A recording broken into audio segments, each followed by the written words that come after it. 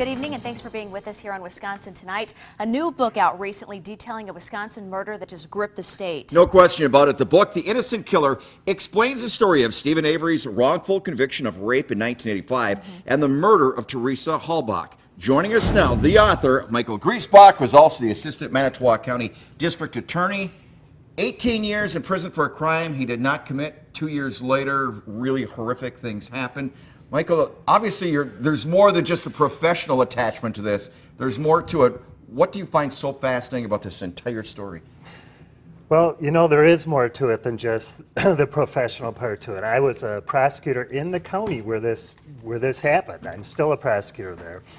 And when you're a prosecutor in a smaller county and something like this happens, it affects the whole county. The wrongful conviction itself, it was back in 2003. So we're already looking back.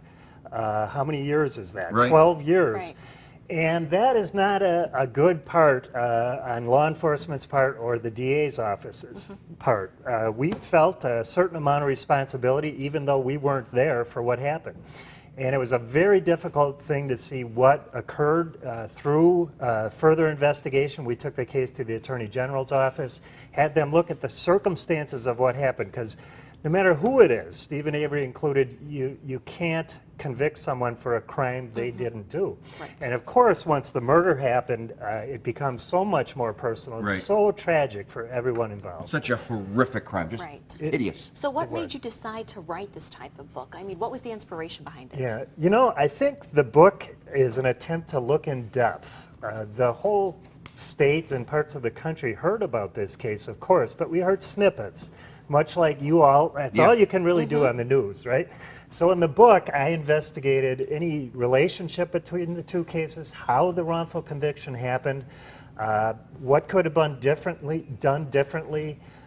You have to remember that Stephen Avery could have walked. He could have been acquitted from the murder case had the jury bought the defense that he was being set up against. So one thing that happens in 1985 comes years later and actually affects something that happens in 2003. And now this isn't like you just don't want to be a weekend author or something. There's a real purpose for this through the American Bar Association, isn't there? There is, John. The American Bar Association looked at the story. They looked at this as something we can learn from what happened in this case for the criminal justice system, so it doesn't happen again, hopefully. That's actually in law schools? It's in law schools. Ohio Northern University Law School has the book for their criminal justice classes. There's several other law schools looking at it, and lawyers in the area, of course, are real interested in this as well. Some also personal touches as well, right? I tried to include part of Manitowoc. My family, you know, they live there, we live there. There's a personal part of this book that I thought should come out as well. And the most touching aspect, one last quick thing,